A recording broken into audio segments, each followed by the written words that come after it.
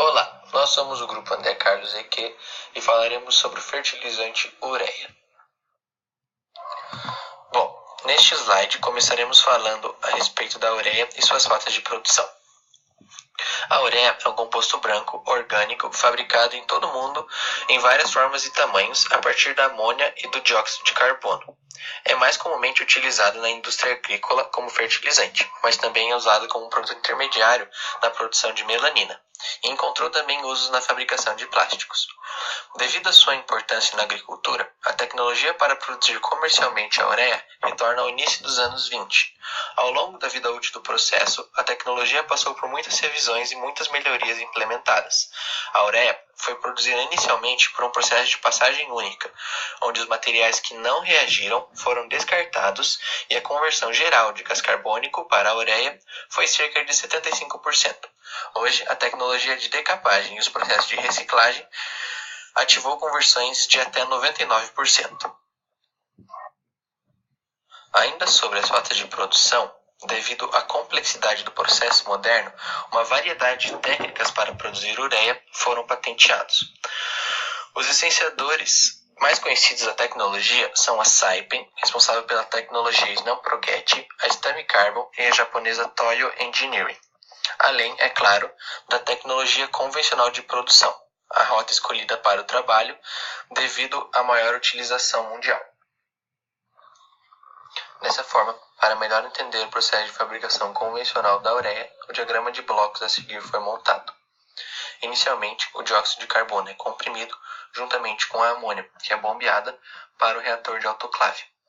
Neste reator, acontecem duas reações simultâneas, a de formação do carbamato de amônia e da ureia, além dos gases não reagidos, que saem junto com os produtos para o primeiro decomponedor.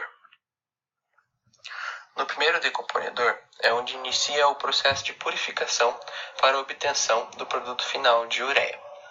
A solução de carbamato formada no reator entra juntamente com a solução de ureia no decomponedor, onde ele é decomposto em amônia e CO2 pelo calor fornecido pelo vapor de água que entra em outra corrente do equipamento. A solução de ureia e gases seguem por outra corrente de produtos para o segundo decomponedor. No segundo decomponedor, a solução de ureia e gases, juntamente com o restante de carbamato de amônio não decomposto em amônia e dióxido de carbono, são alimentados juntamente com uma corrente de amônia e dióxido de carbono para a restante separação desses gases da solução de ureia que será enviada para o acabamento.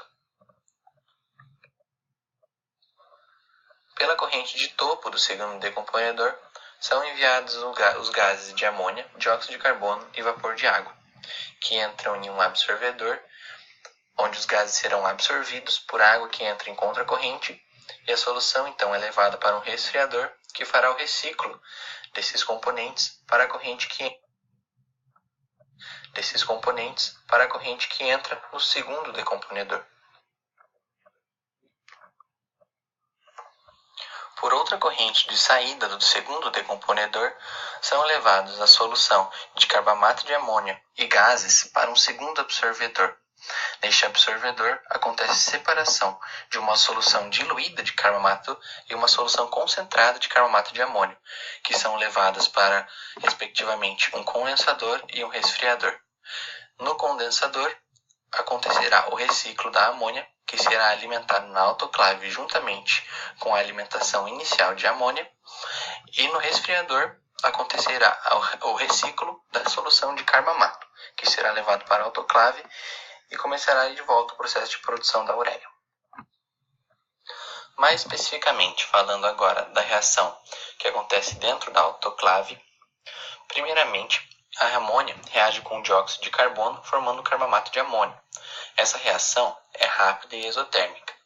Na segunda etapa, lenta e endotérmica, o carbamato de amônio é decomposto em ureia e água.